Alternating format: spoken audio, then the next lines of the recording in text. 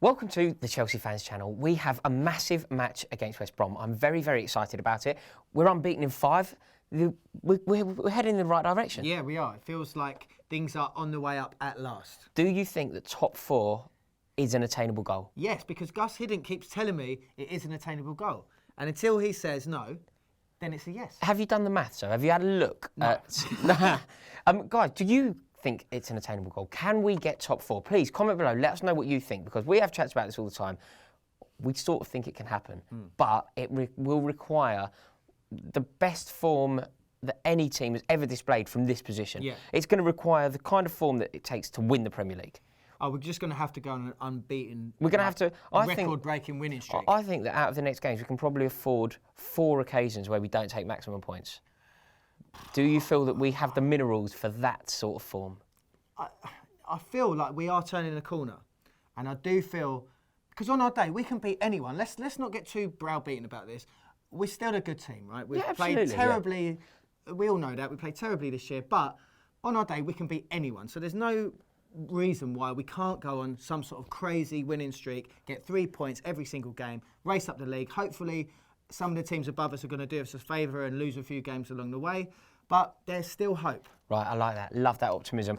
So this form has to start tomorrow night. We have to get a good result against West Brom. Yeah. Think we can?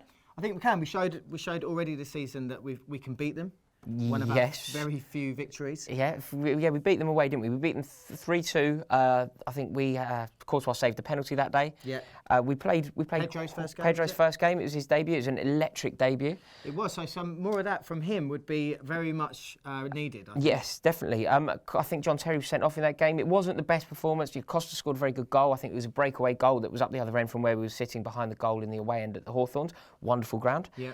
But I've seen enough to think that we can do this. However, we have to be cautious. They are a good team. They've beaten us in recent years. You know, I know we'd already won the league, but they battered us that couple of years back. Yeah. They beat us 3-0.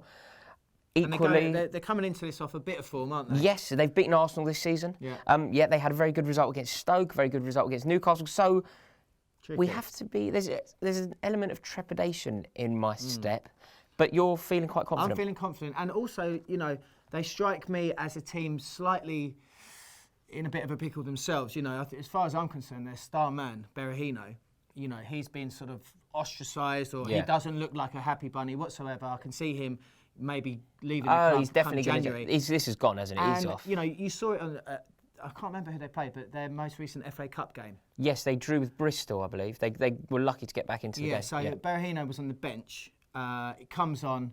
Basically, the very first thing he did, get the ball, score a goal. Yes. And he wasn't smiling. He didn't celebrate. No. And what was telling was, you know, even his teammates, no one came over and rushed in, put his arm around. You know, a couple of people went like that, and then straight back to the central circle. So there's definitely something dodgy going on behind the scenes there.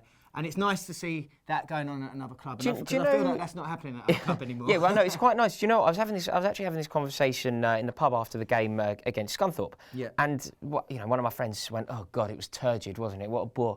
I went, "Mate, a bore is good at the moment. Let's get some." You know, we won 2-0. We didn't. No reason to be in the headline. We didn't concede a goal. We're in the next round. Let's just pass under the radar, get some nice results, and go from there. And it's not a bad thing. But it's very, very. Oh yeah, there were a lot of nice things that happened, but it was all under the radar stuff, wasn't it? I thought Kurt Zuma played brilliantly, but again, it's under the radar, which isn't a bad thing because we have been front and back page news for so long that it's nice to just get the results. Quick point on Zuma.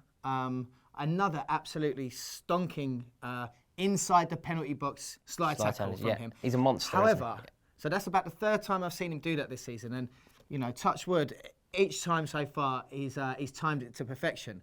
But sooner or later, is that going to get us in trouble? No, absolutely not. Do you know how you know? Because he is fully aware of his own. He can time it perfectly. He's fully aware of what he can do as a man. You know, the minerals that he possesses. Can he slide in? Can he reach the ball without taking the man, or taking the man as well, but taking the ball first, crucially? Yeah.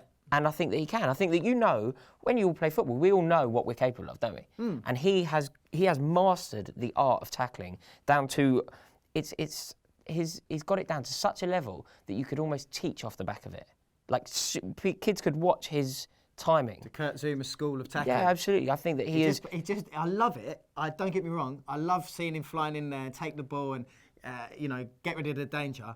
It just frightens me that maybe a little, someone with a bit more guile, maybe an Alexis Sanchez or someone like that, might see that coming, do a little knock, and then bang. I think you can't uncommit from that. Very true. But you only commit. I think that Kurt Zouma is a very intelligent man, and I think that you only commit when you know you can win the ball.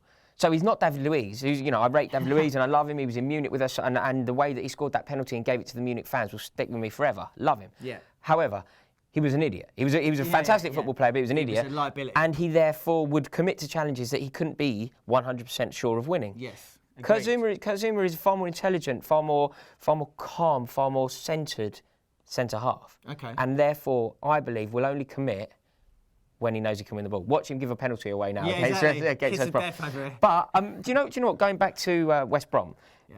that Berahino situation is very interesting, isn't it? Because he's effectively hung them out to dry. He is. I feel quite confident in saying Berahino will be a Tottenham player by the end of this month. Yeah.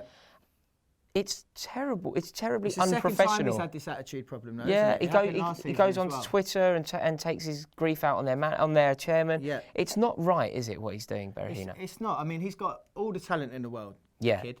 And he is definitely the sort of player, let's put his personalities to one side, definitely the sort of player that you'd want to have in any team. Yeah, I rate him very highly. I think he's a future England international, actually. Definitely. I'd be happy to have him in the Chelsea squad. But when you see his attitude, across social media and the headlines he's making in the papers, like coming out of ridiculous statements as well, like I'm never going to play for the club again. Yeah. And then like 2 weeks later, there he is playing for the club. So I think he's one of them thorns in the side that probably they'd be. Everyone happy to needs get to rid cut of their at losses here, Hawthorns. don't they? West Brom need to sell because they've got an unhappy player on their books. Berahino needs a new challenge, and Tottenham desperately need a centre forward. So everybody's a winner. Let's just make the deal needs to happen. Take Tottenham's eyes away from Remy. Yes, fingers crossed. Yeah. Right, we are all set for this game. What we need to do now is make sure that we pick the correct team. The game against Scunthorpe is still fresh in the memory, and certain players may deserve a call-up from us. You'll have to tune into part 2 to find out who. Go on, you Blues! Welcome to the Chelsea Fans Channel. We are buzzing for our game against West Brom. It's must win. I feel like we can do it, and we have picked the perfect team. I'm convinced we have. If you disagree, please comment below, and equally, if you agree,